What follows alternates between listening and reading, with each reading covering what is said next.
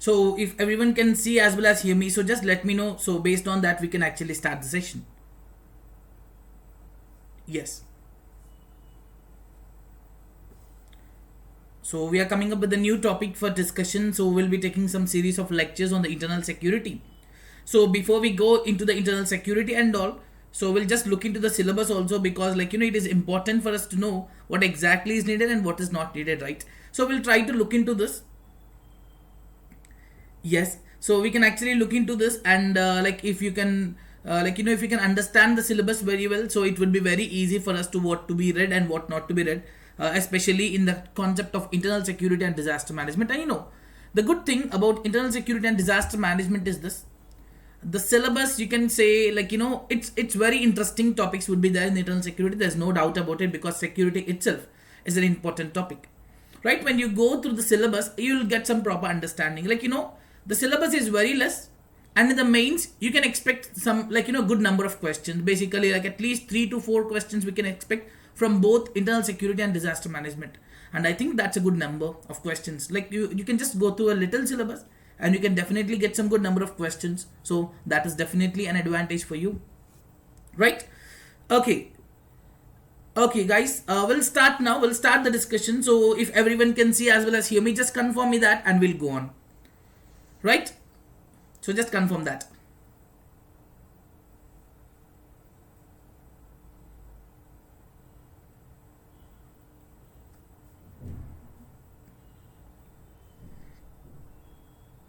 Yes, okay. Thank you so much. Thank you so much, everyone. So before we go ahead, as I said, firstly, we'll look into the syllabus also. So the first and the foremost thing, they talk about the disaster management. A very simple method of telling that is this: simply they say it as disaster and disaster management, and they will not tell you what is to be taken for the discussion, what is not. So just simply tell you that it is disaster and disaster management. That's it. Okay, just give me 1 second.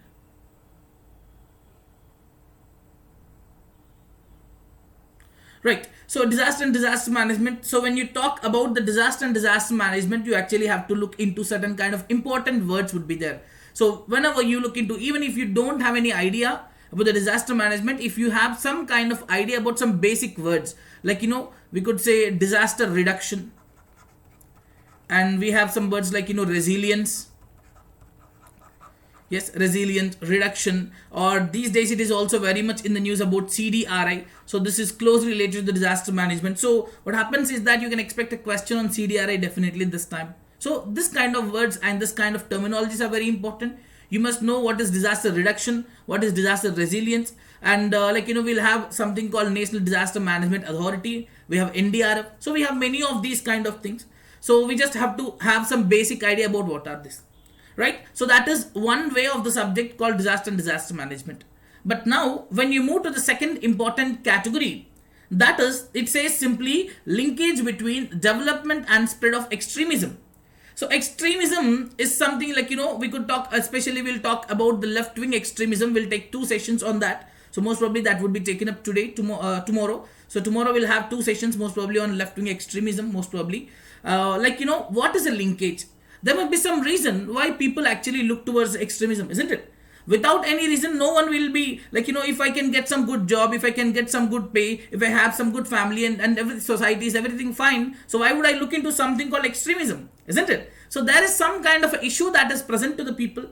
So according to that only, they will actually there is a strong linkage between the development and the extremism. So that sort of linkage can be understood. Then, see, internal security is a greater issue, definitely. But now, when you say internal security, does it mean that that is happening only because of the inside actors? That means only because of the people who are present within the country and they are causing this issue? No, right? Definitely not. For example, we often talk about some kind of things called organized crime. So everyone must have heard about Dawood Ibrahim and many such kind of things, organized crime. So you must have also heard about David Headley also, before 2008 terror attacks and all. So he has come many times to India before the attack has happened. So there is definitely some kind of a role of external actors too. So definitely there is a role of external state and non-state actors. Now we know very well when we talk about state actors, we know which state actor we are talking about. There's no doubt about it. and the non-state actors includes the terrorist groups and such kind of things. So definitely, what is their role and how can they cause some kind of problems to us in the internal security of a country? That remains a other important part of the syllabus. See guys, we'll just spend some time on knowing the syllabus first because it's very important. Okay, so now the next one is this: challenges to internal security through communication networks. The best example that we can take here is the ISIS.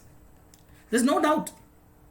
See, the method of terrorism has been changing. Like the world has changed like anything. Where when Charles Babbage has brought a computer, even he must not have dreamed that, like, computer could be a source or a usage of as a kind of weapon, isn't it? Maybe he will be surprised now if he know that computer is being used as a kind of a weapon or spreading of the extremism, right? But ISIS has completely changed the way the internet has been used. The, like, what do you say? The online promotion of this radicalism, online recruitment has been done. So that remains other important point here. So definitely there's a challenge to internal security of a country through the communication networks. The next comes role of media and social networking sites in internal security challenges. For example, you must have heard some cases, very recent cases, talks about honey trapping. Honey trapping, yes? How many of you heard these cases? Like you must have seen this particular aspects, like where they talk about, like some ISI and other state actors have been, like trying to look into, like some kind of a vulnerable people within the armed forces, and they're actually, like honey trapping is being done through social media. So definitely that's again an internal security challenge. There is no doubt about it, right? That remains another problem again. So now apart from that, the cyber security is also very important.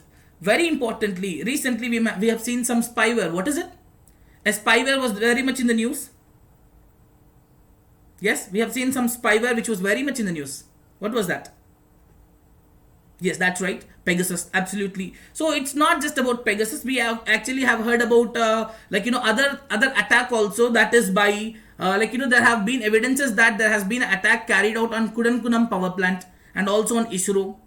Yes, such kind of things also have been there. So we have to know some basics of cyber security. Now, what is money laundering and its prevention? Yes. Now my question is this: does money laundering has any kind of a linkage? Does money laundering has any kind of a linkage with that of internal security? Do you think yes? Does it have or not?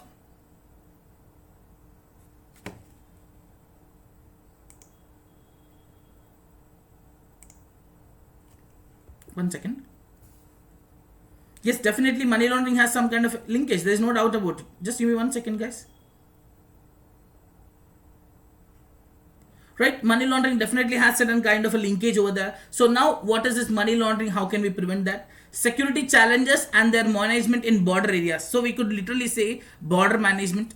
Yes, so linkage between organized crime with the terrorism and various security forces and agencies and their mandate. So this is in short, like this is the syllabus that is mentioned by the UPSC when you talk about internal security and disaster management. Guys, do you really think it is tough to learn about these things? And to be honest, let me be very honest, guys. Most of the UPSC aspirants, I'm telling you, 90% of the UPSC aspirants find all these topics really very interesting. But the only method that we have to actually know is this: how to study this and how more how we can actually make it much more interesting. That remains a major question basically, right? So having discussed the syllabus and understood that, so we'll start the discussion on the topic number 1. Today we'll be taking us is about the security in India. So especially the internal security in India. What are the causes for that? Like what are the factors that are causing? And we also have something called internal security doctrine. Yeah, bioterrorism is a part of terrorism, right, Utkarsh? So when you talk about this, when you talk about bioterrorism, I could say CBRN in particular, or you could say CBN in particular, like chemical, biological, and nuclear. So this is a part of a terrorism, definitely, right, Utkarsh? That would be the better thing, I feel. Yes, that's right, Athira. That's right. You should be able to link that. For example, recently, ISIS Baghdadi has also been killed by United States of America. So we can actually link those kind of things too, right? So now we'll start this particular discussion on the internal security in the country. So is everyone ready? Can we go on?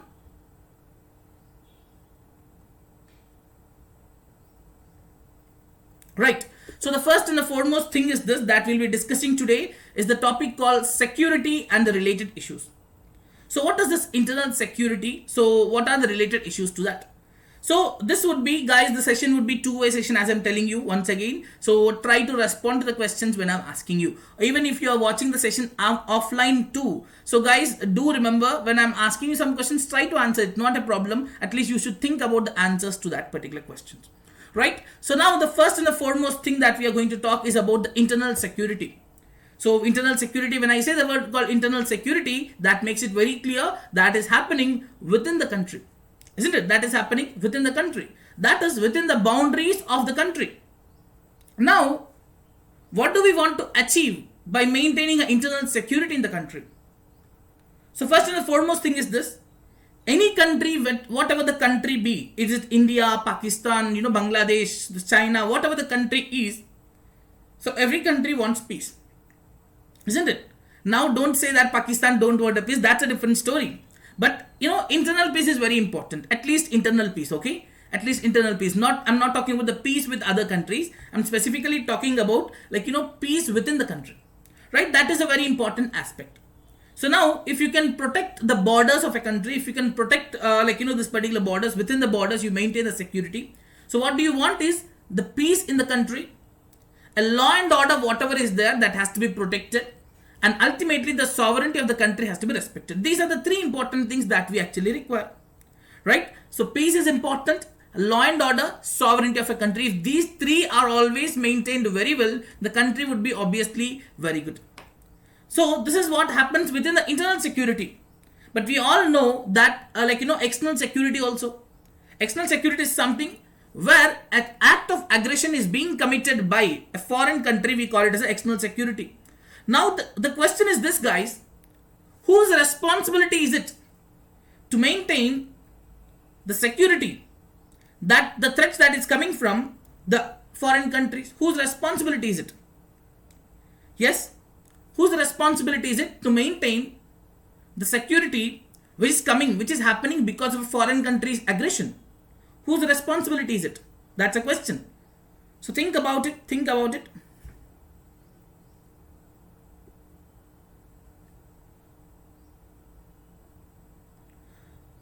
So government will be a very, very general answer. In particular, I'm asking Harshita. In particular, whose responsibility is it to maintain the security when it is happening, when an act of aggression is being committed by the foreign country? No, union government will be a very general answer. Army and the government has a major. I would say, yes, I'll go with the answer of Athira. Maintaining army. It's not just army, we could say it's a responsibility of the armed forces. Right? It's a responsibility of armed forces to protect the country from act of aggression from another country. Isn't it? Hope you got the point, guys.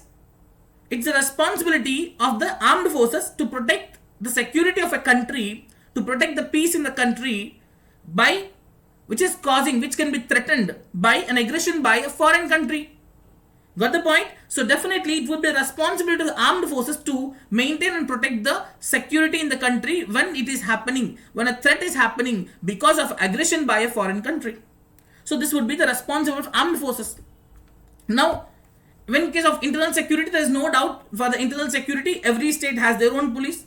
Yes, every state has their own police. And now, in case if there is any kind of issue that is happening, so the Ministry of Home Affairs would be sending some kind of armed forces from the center. So that will be done. So internal security would be done by the police, and state and external security by the armed forces. Now what about the ministries? Who has to maintain this? Who has to maintain the internal security? Which ministry? Everyone will say it very clearly that Ministry of Home Affairs it is. But what about external security then? Which ministry has to maintain the external security? Yes, anyone? So everyone will say internal security is Minister of Home Affairs, as everyone has stated very clearly. That's good. But what about the external security then? Who has to maintain it? Whose responsibility is it? Okay. Okay. See, now for example, someone has answered external affairs. So external affairs is maintaining of the diplomacy actually. So external affairs is not something which is related to a security perspective. Now I said you, if you remember, armed forces are the one who are protecting the country in case of act of aggression. So armed forces falls under which ministry? That's a simple connectivity you can do. That would be the defense. Right? So it should be the responsibility of the defense ministry to maintain the external security of a country. So this would be the two things that we have to remember. Right? I hope that's clear till now. So now the question is this: what will be the impact of external environment on internal security? Impact, though, definitely it will be very great, isn't it? A huge impact would be there. For example, when you talk about a country like India, for example, let's take southern part of the country. So we have Sri Lanka right over here. Just imagine if Sri Lanka is completely manipulated by some country like China. Like if Sri Lanka is completely manipulated, is it not a threat to India? Is it not a threat to India? Definitely a huge threat actually. So now, if you want to look after the internal security of a country, definitely external environment has a greater impact. Isn't it? External impact, external environment actually plays a great impact on the internal security of a country. So this is one case of Sri Lanka. Just see this point, guys. On one side we have Pakistan already. India is suffering a lot because of Pakistan. There is no doubt about it, isn't it? So now the linkage with the neighboring countries also plays a very important role. The linkages that we have with the neighboring country plays a very important role when you talk about this particular internal security. For example, recently we have seen certain issues.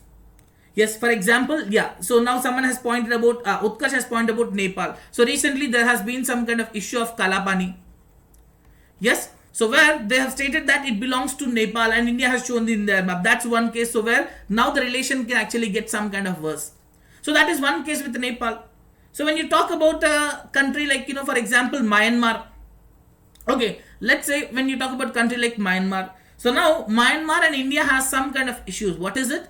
It's about the Northeast insurgency. In particular, it's about Nagas. Yes. So the Nagas in some parts of India and also Nagas in some parts of Myanmar have been demanding something called Nagalim, which is actually a kind of a territory which has been asked. Right? So that is one case of it. For example, when you look into Bangladesh also, yes, it could be a problem for us with the Bangladesh too. Why and how? For example, let's see. If India, so some people have stated that, NRC announcement to however it has happened. So now if a country with NRC, forget about country with NRC. Now if Indian government is very strict stating that we are going to implement NRC come whatever. So will it not impact our relation with Bangladesh? Right? Isn't it? So this is how. So now that will, however, will have some linkage. And now when you talk about this, so we also have another issue. That is, for example, you talk about Rohingyas. For example, you talk about Rohingyas. So definitely Rohingya is also one of the important issue now. Yes. So this is something which you actually have a linkage with the neighboring countries, but it would show some kind of impact on your internal security too. Got the point? The best examples would be of Nagas. The best examples would be of Rohingyas. So Kalapani, it's about the relationship, but what happens because of the relationship, if other country takes advantage, for example, if China takes advantage of this kind of issues, so definitely that's a positive impact for China, but not for India.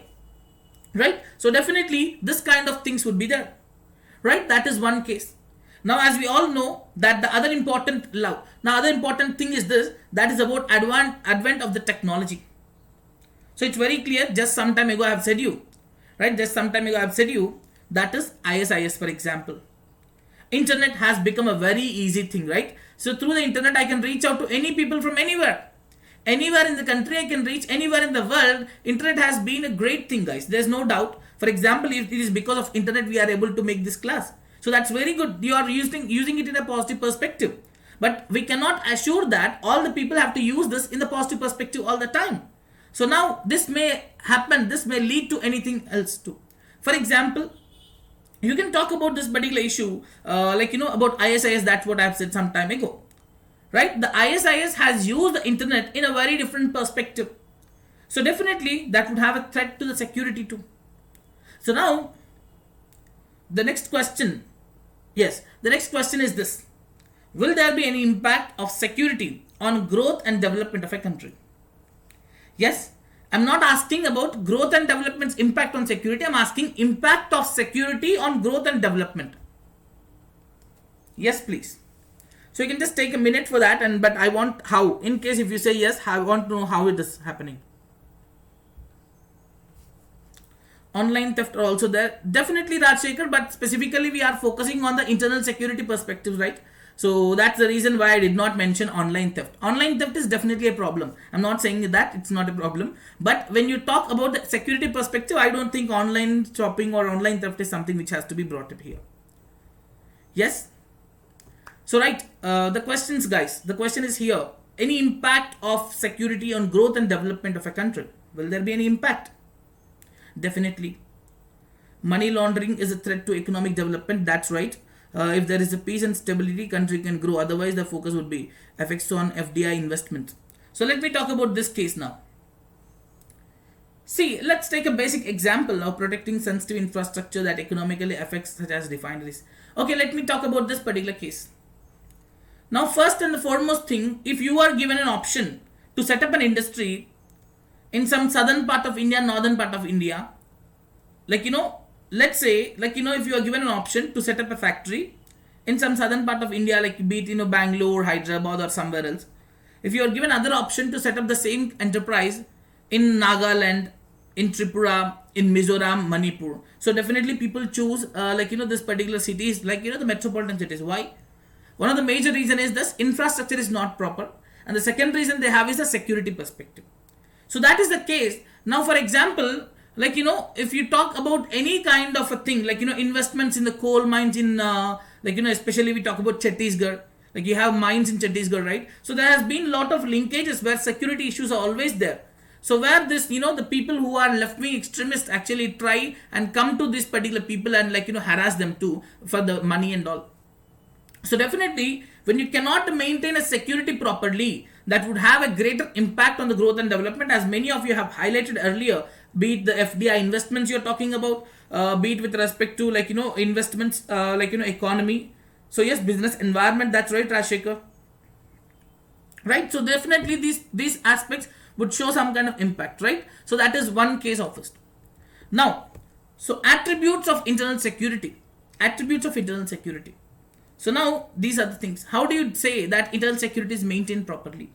The first one we could say, if there is peace prevailing in the society, if the law and order is always respected, if the territorial integrity and internal sovereignty is maintained, if the communal harmony is maintained. So aren't these enough to say that we have some kind of a prosperity in the society, the internal security is there? So definitely this could be one method about how do you decide to. Now if peace is disturbed, definitely it's a security issue. If law and order is not maintained, that's a security issue. The territorial integrity and internal sovereignty is not there, that's an issue. Communal harmony is not there, that's an issue. So all of these will lead to the internal security issues. See, Rajshekhar, that is right too, but there is still, Rajshekhar is saying that cultural connect is also missing over the northeast, sir. So which is also leading to the alienating and moving towards extremism. So I don't completely support your statement. There are some issues basically, Rajshekhar. The first thing is this, the problem is with the rest of the country. Let me be very honest, the problem is with the rest of the country. So the basic thing, we'll be discussing that in the northeast insurgency specifically. Now the thing is, if you find, if you find someone else, and if you find the northeastern people around us, so what happens is that there has been alienation being done by other people. It's not just because of them. That problem is with the rest of the country too. They start looking, at least they will stare towards them at least for 10 seconds. There's no doubt about it, and you can be honest in this. So the problem is there with the other country, other parts of a country. It's a problem with us. So when you are unable to, when you are unable to treat them as one among you, and when you see them with some kind of a suspicion and see them very differently, obviously what happens now? So they feel they feel alienated. There's no doubt about it. Isn't it? So it is within us. It is within us, which we are unable to maintain properly. So that's a problem I feel. That's a problem I feel, Rajshekhar. So though I don't completely agree with your statement, but part of that is right. Isn't it, guys? So that is okay. Now that is about the attributes of internal security. Now we'll move further to the challenges. Yes. So now we all know India is a proud and independent nation, and we proudly say it is the biggest democracy, right? It is the biggest democracy in the world. But still, we are suffering with a lot of internal security issues. There is no doubt about it, isn't it? But now, do we have these problems that we are facing now? At that time when India has got independence, do we have this problem? Yes or no, guys? What do you think? Just think about it. Just think about it. Do we have these problems or not?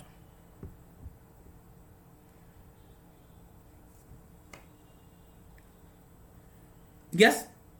Do we have these problems that we are seeing these days at that time or not? Okay, someone says partially. Okay, see, we have many problems which have been continued right from 1947. There are many problems. For example, the biggest ever issue that we can talk is about the communal clashes. The communal clashes, we have seen a lot of communal clashes in independent India. Yes, a lot of communal clashes we have seen in independent India. But right after India was divided into two countries, into Pakistan and India, that has evolved a sharp communal clashes. And we all know that what is the issue happened after that. Like, Mahatma Gandhi was in Kolkata too, especially in Bengal, right? He was there doing some hunger strike again to maintain peace. So communal clash is the biggest issue, and it is an internal security threat, guys. It is not something which is not internal security. It is a security threat, definitely, right? So we'll see such kind of things. The first and the foremost thing is this accession of Jammu and Kashmir. Yes, it was there since independence, isn't it? Accession of Jammu and Kashmir. Yes, accession of Jammu and Kashmir is the biggest problem that we have. However, with the recent abrogation of Article 370, we have partially solved it. I'm not saying that we have solved it for exam completely. Yes, that's right. Can we count Hindutva mindset also as a reason for the reason of internal security? Anjali, that depends about how you are saying. Like, communal clashes itself is a kind of a issue between, like, two religions basically, right? So, like, anything it could be, like, it's, yeah. But it would, I won't suggest basically to specifically mention something like, Hindutva mindset or like, Islamic terrorism, something like that, because that sort of words will not be like, giving you much benefit in the examination. That would definitely be like, talking about or against a particular community would not actually help you. So indirectly, when you mention something called communal classes, automatically it will redirect to it, right, Anjali? So in that case, you can actually do it, right? So accession of Jammu and Kashmir is something which has created some lot of issues, especially the internal security issues in the state of Jammu and Kashmir. There's no doubt about it. Till few months ago, we have seen the worst of Jammu and Kashmir, like, a regular stone pelting, like, all of these. Yes, youth have been radicalized. They were attracted towards doing these particular things. So this is one of the biggest issue that we have when we talk about the security. Now, as I have already pointed out, division of a country into two nations, like we have divided it into Pakistan and India, right? So immediately after this,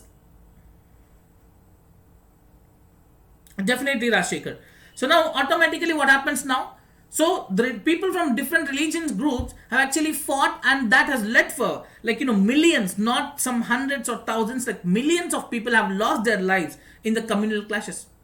And now these days, just few days ago, like, a greater discussion is going on about the language, right? So language based things have also happened. Like, there are certain kind of people who say that, like, we are from this particular state and we want only this language. Like, people from other than this language, they should not be given reservation. So many of these things are happening too, right? So linguistic riots also have taken place. For example, earlier, like in 1956, the state of Andhra Pradesh has been formed. Everyone must be knowing that.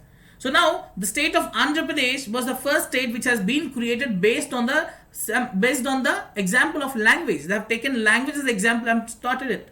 But now, in the name of a language, many riots have happened.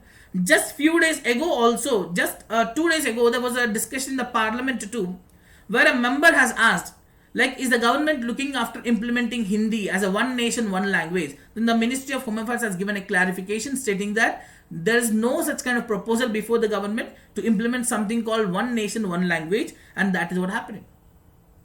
Definitely, linguistic rights are a greater threat too. Then we have is the interstate disputes.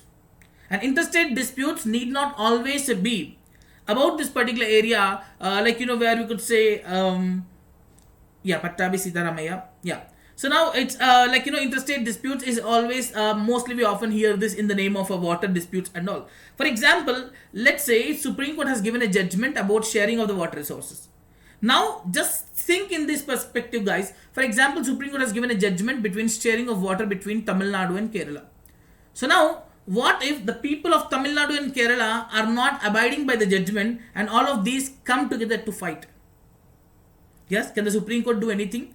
If they come and fight in thousands of numbers, in lakhs of numbers, what can the Supreme Court do in this case?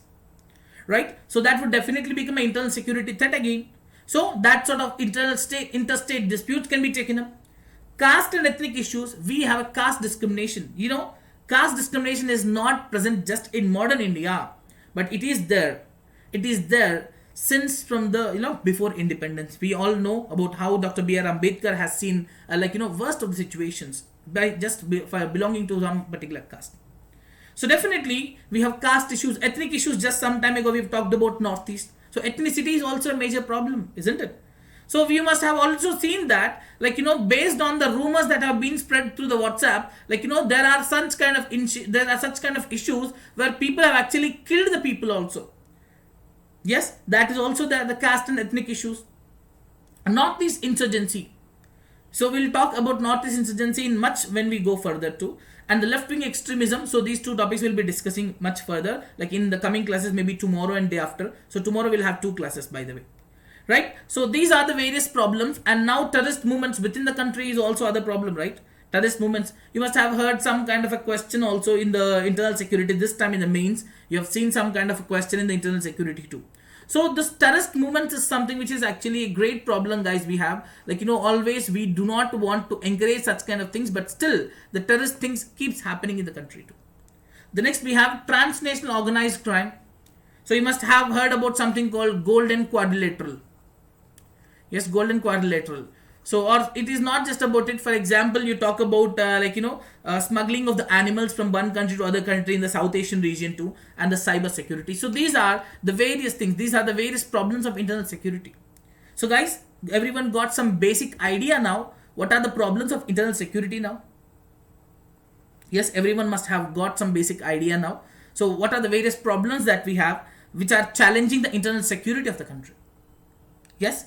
So now we'll move further about what are the factors which are causing these particular issues. There must be some factors too, right? Without any factors, there will be no reason. Like, why is it not happening? So definitely there will be some kind of factors that will be there. So let's look into this. The first and the foremost thing is the neighbors.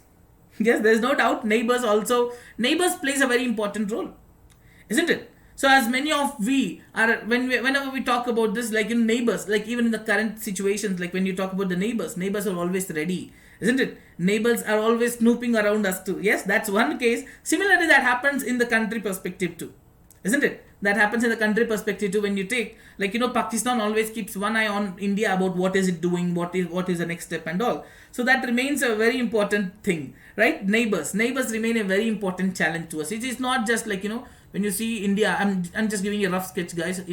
So when you talk about this, something like this.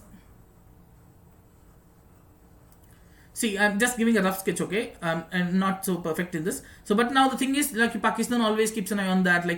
We have Nepal and we have China always keeping an eye on that. We have Bangladesh keeping an eye on it. So, Myanmar also keeps an. So, all these countries always keep some or other kind, including Sri Lanka. All of these wants to know about what is happening in India.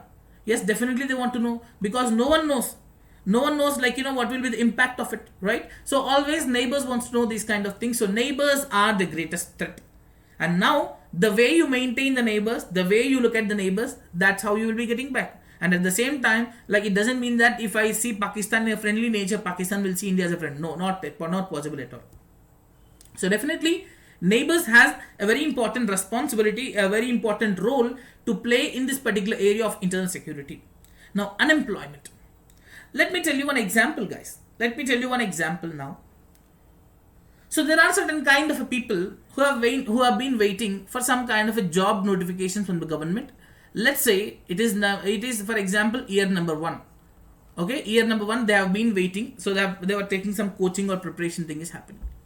So guys, the second year have started, the third year went, so now it went 6 years, but government did not release even a single notification of the job. Now guys, for example, let's say you are the aspirants in this case, you are preparing for 6 years, for example I'm saying, okay, for example you are preparing for 6 years, and if UPSC is not releasing the notification of the civil service examination, will you be angry or not? Yes, will you be angry or not? Definitely people will be angry, there's no doubt about it.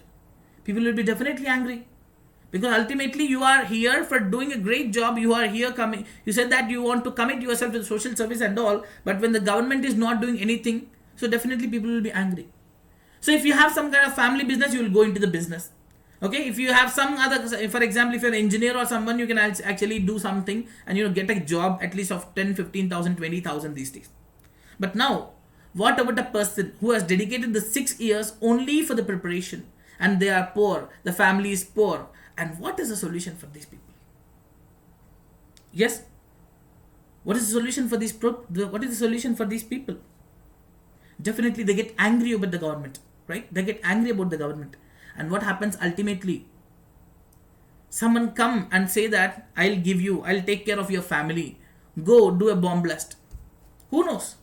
Isn't it? They must have got rid of all these things about what is happening. When the unemployment is at a peak stage, so they may go join the left-wing extremism, they may go join the militancy, they may go join the terrorists, anything may happen. It's all because of unemployment. The poverty is also the same case again. Guys, got the point? So when these things are not there, definitely this would become an internal security issue. There's no doubt about it. There's no doubt about it. This would definitely be internal security issue. Right? So now, that is one case. Yes, that is one case. Now let's look into other important case. So, let's say there's a guy called, someone called Akhil, for example. I'm just naming some random person. So this person, Akhil, has some, he has a good family and all. So what happened is this, because of some reason, some kind of a crime has been committed against his family. So Akhil got very angry. He went to police station. Yes, okay, he went to the police station and filed a complaint. After he filed a complaint, what happens? Police have to register an FIR and they have to inquire it and they have to do something for that.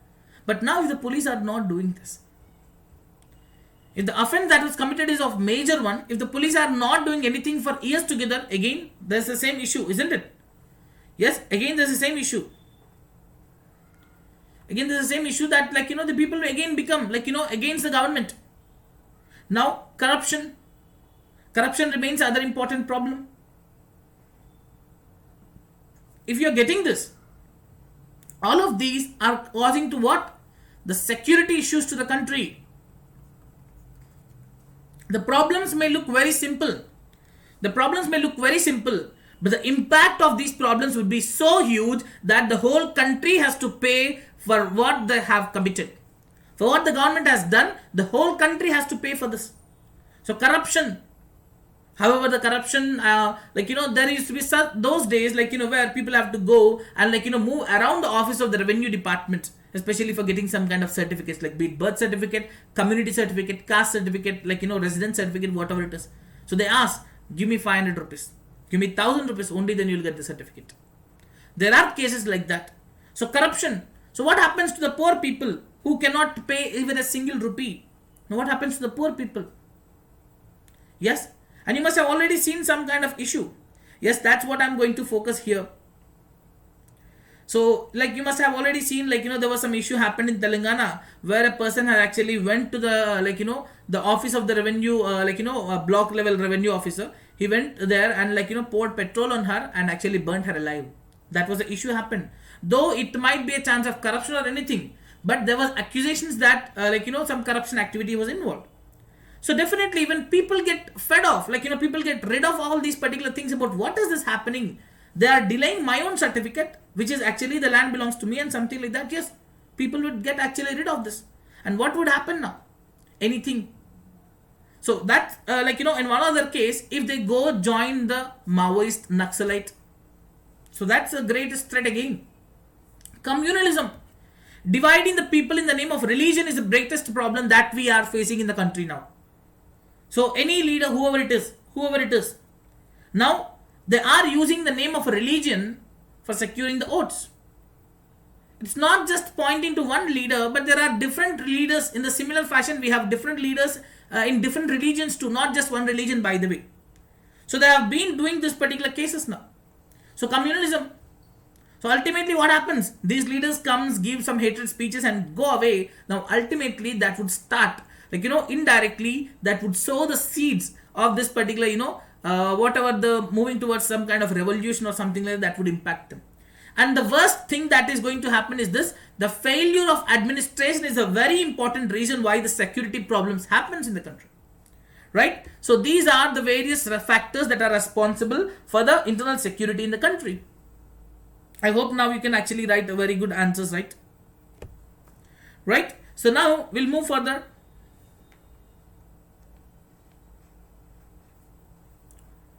Right? So we'll move further, guys.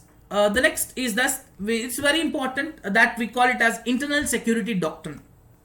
So we often hear something called internal security doctrine. It is very, very important thing. So about how to maintain the internal security. So there are multiple elements in that. For example, you can see the political elements are there, socio-economic, governance, police and security forces, center state coordination has to be there, intelligence, border management, cyber security. So we have many of this. So how? When we look into each of communalism again, Sumit, 1 second. So communalism is about how you divide the people in the name of religion, Sumit. So where you actually divide the people in the name of religion, and what happens now, you create some kind of hatred. And ultimately what happens, they may go against this particular government and do anything too. They may go against a country or anything may happen. So that sort of things would be there. Yes? So can we move further? Now, so moving further with respect to this, so the political elements, when you talk about internal security doctrine, let's talk about the political thing. The first and the foremost thing is this: the secessionist movements. Guys, you must have seen this particular case, Khalistan issue. Khalistan. Yes? So Khalistan issue is actually a political demand, isn't it? That's a political demand where they want to become a separate country. Right? It is not just about the Khalistani issue. For example, secession movements that like Khalistan is one thing. And the other important thing you can also say is that regional aspirations. For example, I want a separate state for my people. I want separate state for my people. So if people say this kind of a things, what happens? A kind of a feeling of regionalism develops. A kind of feeling of regionalism will develop. And what would happen ultimately now? Indirectly, a hatred is being created among the people of different regions, and that would actually cause an internal security issue once. Right? Secessionist movement is number one. Right? And the second one is the regionalism. So all these things, we cannot say these has to be addressed only by actually shooting down the people, chasing down the people, but this requires some negotiations. This requires a political solution. Right? So that's why this is a very important doctrine that we have in the internal security, that is political aspect. It's clear? Then we have the socio-economic things we have seen already. Right? The issues of poverty, unemployment, displacement, migration we call. See, we have already seen some time ago in the Unacademy when I'm taking the special classes, we have also discussed about this aspect of the migration. Do you remember? Where we talked about interstate migration, intrastate migration and all. So people often move from one of these areas to other areas. So these movements have been arising because of the poverty. Secessionist movement is nothing but demanding for a separate country, Utkarsh. Demanding for a separate country. For example, Khalistan, that's what example I have mentioned, Utkarsh. They want Khalistan to be separated and recognized as a separate country. And Nagaland is also one such kind of a demand. Yes, we have many such kind of things. So in any of these particular cases, socio-economic conditions plays a very important role. When the government fails to address the problems faced by the common people, so ultimately, what happens? They will go to the office, once, twice, thrice, four times. But how long can they go? How long they can actually go to an office like a temple? Right? That cannot be. So we should not test the patience of the people too. The problem that you are causing today, for example, you might be an IAS officer tomorrow, and now you may think that some people come to you asking for, sir, I need this kind of problem, madam, I need this kind of problem, I have this problem, I want a solution for this. You may ignore them once. Even if you don't ignore, your staff may ignore them once, twice, thrice, four times, five times. So now, do they feel bad? Do they actually, like, ultimately what happens? They develop a kind of a grudge against, not against your staff, but against you. Isn't it? Guys, will they develop some grudge against you or not? Definitely. It's not against your staff too, by the way. It's against you only. Because it's you who did not allow them to your office. So what happens ultimately? So they try to reach out and they feel that it is not just me, it is not just this district collector who is doing that, but actually that is the situation across the country. So automatically what happens, that people may feel really very bad and that may go for anything. I'm sorry. Right? That may go out of anything too. So the socio-economic factors also to be addressed. Governance, corruption we have discussed, right? Corruption. When you do not have proper governance, definitely that's a problem again. Internal security will be definitely a change. So what happens now? What happens now? When you do not have proper governance, ultimately, no one will be ready for you to invest in the country. Yes? So when you have corruption issues, no one will be ready there. See, the other important fact is this. Government has brought a lot of schemes. Guys, let me be very honest. Government need not bring any new schemes, but rather, if they can take a decision to implement the already existing schemes in a full-fledged manner, country can be developed very easily, you know. They need not bring any new schemes anymore. They just need to focus on the proper implementation of the schemes that can do wonders in the country, by the way.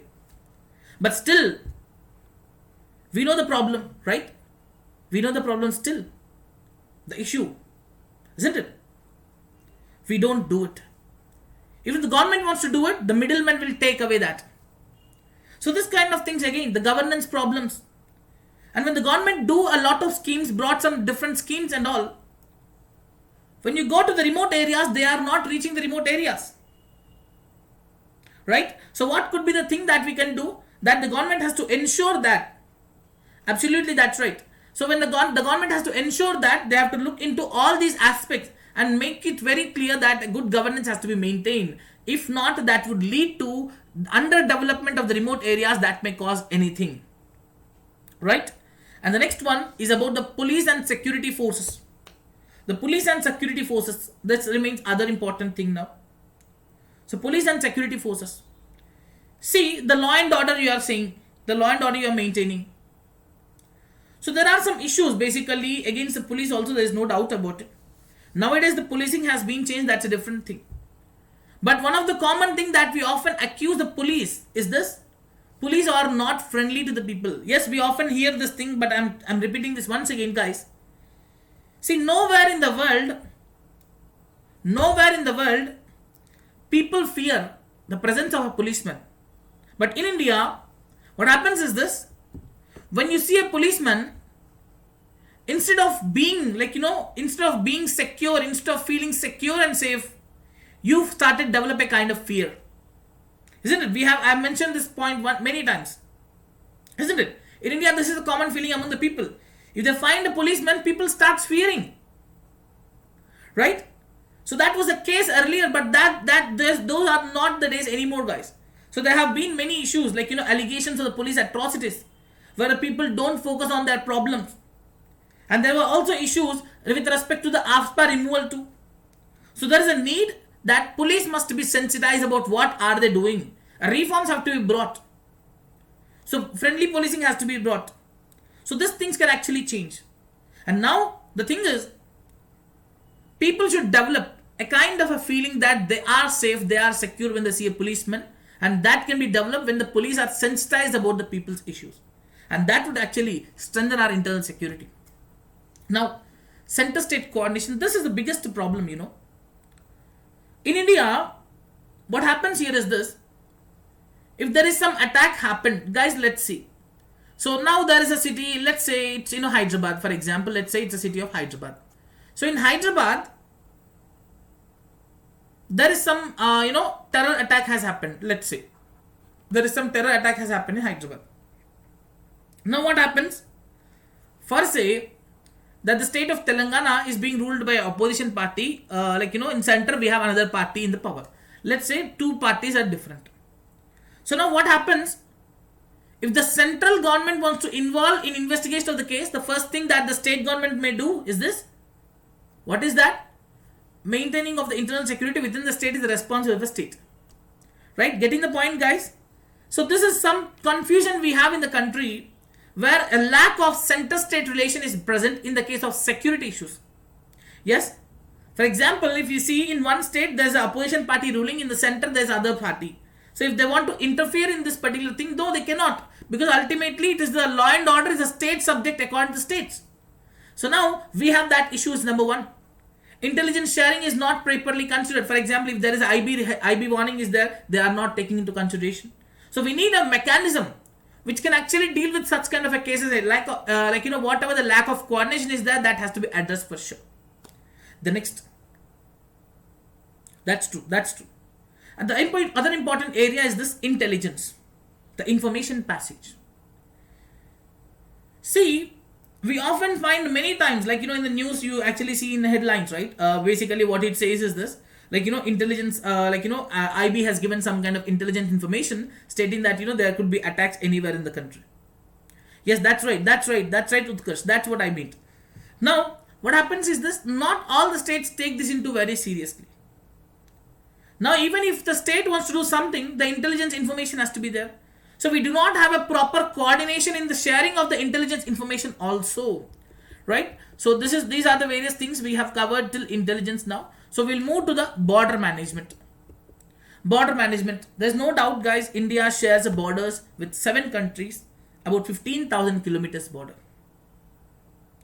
But when you look into this, so there is a movie, I guess, there's a movie called Bajrangi Bhaijaan. Is there anyone who has seen this movie? There is something I just want to highlight here. I don't know how many of you have seen the movie, but there is something here I'll tell you. Yeah, definitely Parvinder, NatGrid can be a solution for that.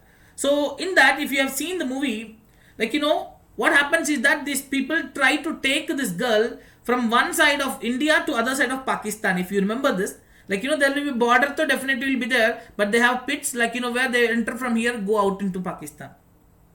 Yes, this kind of things you must always see this thing.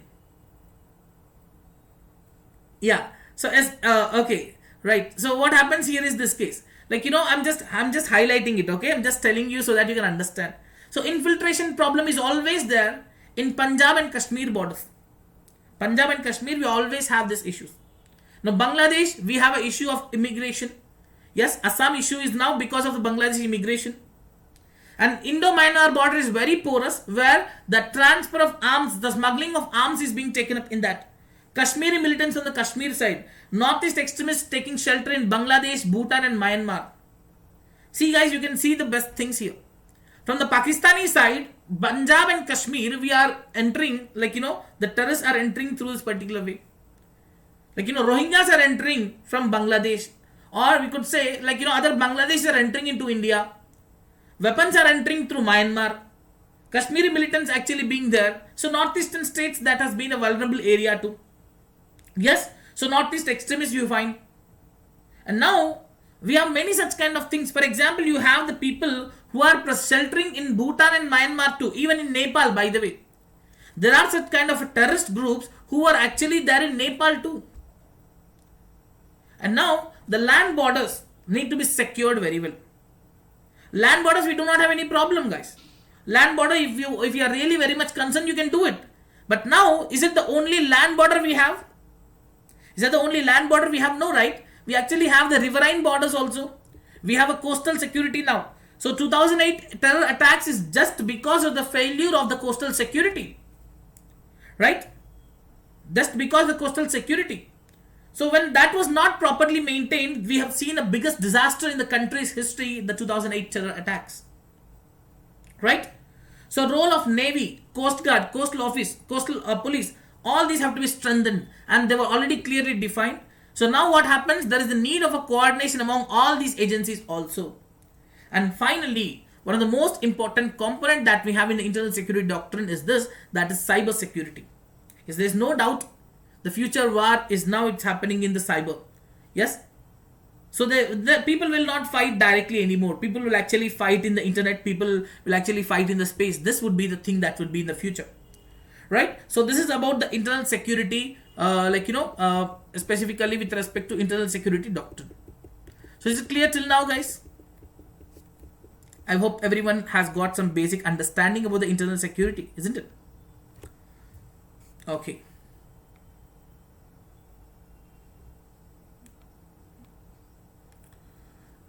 Right, if everyone is clear, so we'll move to the next one. Okay, last topic we have is external security. Now last topic we have is external security. We'll just deal with some parts of the external security and then we'll wind it up for today. Right, external security, as all of you have stated some time ago, it's by the Ministry of Defense. So external security, when you talk about, we have to talk about these three things, like organized crime. Yes, organized crime definitely is there. The proceeds of the crime can be used for anything. The terrorism and uncontrolled migration. And you must have heard this also, guys. Like through the organized crime and all, the proceeds, the profit that they are getting from organized crime, like, we could say Hawala, Hawala, Binami and all. So these amounts are also being used in the film industry, especially in Bollywood also. Anyone heard this kind of things? Like, Bollywood is using much of these money. There are rumors, by the way. I'm not saying that they are doing it for sure, because I'm no one to say that. But there were rumors like that, where, like, people are getting a lot of this money and investing in the Bollywood also. So such kind of things were also there, by the way. So definitely, these are the external security issues. For example, as I said, we already have a discussion with respect to the neighborhood purpose, right? We have a borders, like, when you talk about the relations. Yes, we have a relations when you talk about it. In the neighborhood, we have already have a worst relation with China and Pakistan. There's no doubt we actually have a worst relation. We have a worst relation. There's no doubt with China and Pakistan. But when you talk about the relations that India has with Sri Lanka and Nepal, are like, it's a 50-50 kind of relation. But Maldives, now it has been changed, however. So Maldives keeps changing because of the government that forms. We just have to decide about Sri Lanka now because new government has came. But still, Nepal is now on the, majority, it is now on the Chinese side too. And when you talk about the Myanmar perspective, yes, because, if you want to counter China, if you want to counter China in the Southeast Asia, we should actually be very close and very good with Myanmar. That's one of the good alternative we have. Yes. So, but when you talk about India, okay, hello Ajitam. So, money laundering and all, yeah, that's right. So now when you talk about this particular area of India and Nepal, so we have a great friendship, there's no doubt about it. We have been helping each other, there's no doubt about it. But still we have an issue of Madesis. So Madesis are the border people who are actually living there. So that is one case. So India-Maldives relations, so these are the neighborhood things that we have. So neighborhood issues, we already had detailed discussion, guys. So that's why I didn't go much into this now. So the maritime security. So one of the biggest problem that we have is the maritime security is the conflict. What is a conflict now? So where we often find these cases, like, Pakistan arrests Indian fishermen, Sri Lanka arrests Indian fishermen. We often find these cases, right? So we have some issue with respect to this. The piracy is nothing but the movie piracies or something like that. It's about the pirates I'm talking about. So the maritime security also has many challenges, and it's very important. Indian Ocean region is very important for us, and it's our responsibility to do it, because if a country has a greater authority, if a country has a greater control over the Indian Ocean region, that can actually rule the world, because they have lot of resources. So that remains a very important thing. So now it's very important from this, it must be very clear that it is the responsibility of us to maintain the security in this particular region. And now the non-state actors also improving, like, piracy, terrorism, trafficking, environmental degradation. There was some kind of a news, if you remember, that plastic is being found in Lakshadweep, especially that is coming from this particular countries of Malaysia and all. So environmental degradation is happening, resources are being depleted, climate change. So now oil is especially going through this particular area. So that is the thing is happening. And the last but not least, the concept is about militarization of space.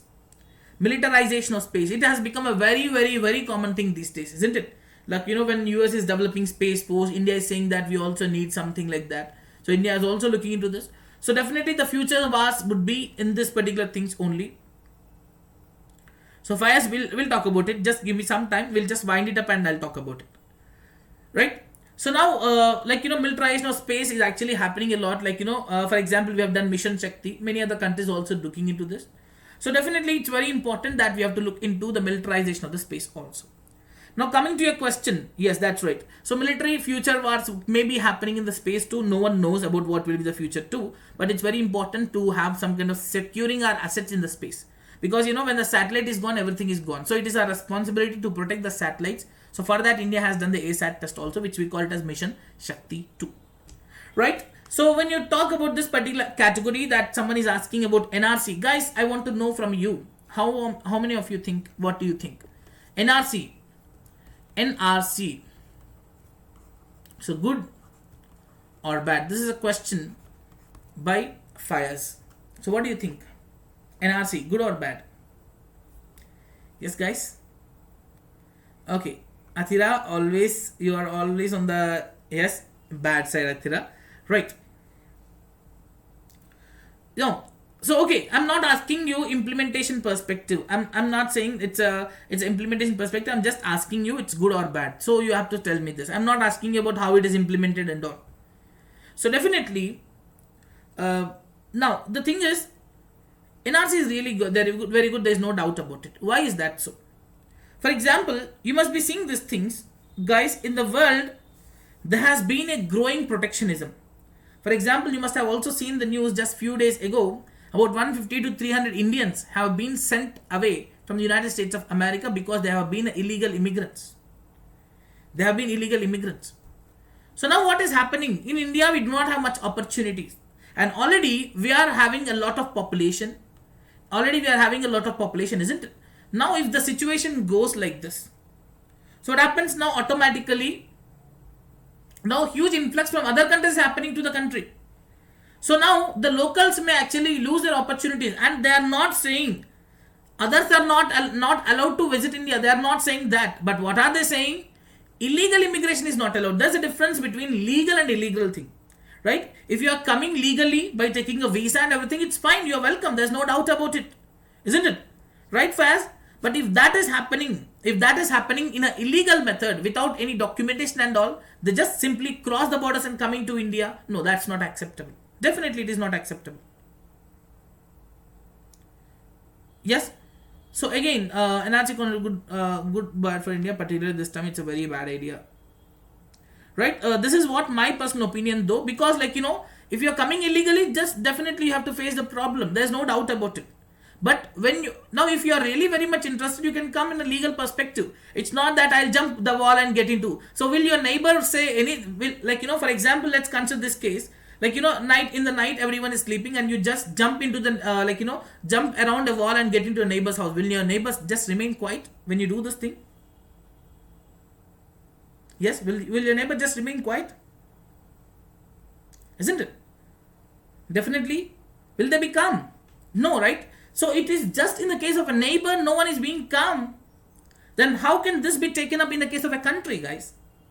So definitely, if you are interested to come to India, yes, you can. But in a legal perspective, take the documentation thing and everything, get a visa. Right? So that is the thing you can actually look into. Right? So anyways, guys, that's all for today now. So do check out Unacademy Plus also. You have many such courses going on and I'll be taking many full-length courses over there. So do check out Unacademy Plus, and this is my referral code Ajay Kumar 0692. You can get access to them, and tomorrow we'll have 2 classes. I'll update the same thing too. Right? Thank you so much for joining. See you all again tomorrow at the same time. Until then, take care and bye-bye. Have a great weekend. Bye-bye.